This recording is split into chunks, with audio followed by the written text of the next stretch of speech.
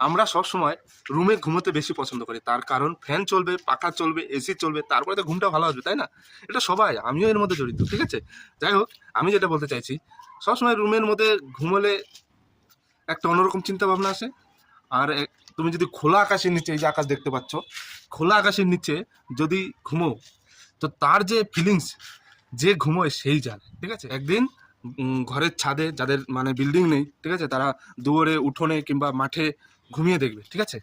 আর আকাশের দিকে তাকিয়ে দেখবে, আকাশে যে তারা, তারার দিকে তাকিয়ে তাকিয়ে তোমার নিজের বাস্তবতার সাথে তুমি ভাববে তুমি জীবনে কি করছো, তোমার ভবিষ্যৎ কি, নানান চিন্তা ভাবনা তোমার মাথায় চলে আসবে। এবং তুমি ভবিষ্যতে করবেটা কি, আর কি ভালো করছো কি খারাপ করছো, সব চিন্তা ভাবনা তোমার মাথায় ঘুরপাক করবে। আর ঘুমটাও কিন্তু খুব ভালো আসে, ঠিক আছে? তো আজকে একবার ট্রাই করে দেবে খোলা আকাশের নিচে ঘুমানোর যে ফিলিংস, খুব এরকম ফিলিংস তুমি রুমের ভিতরে পাবে না।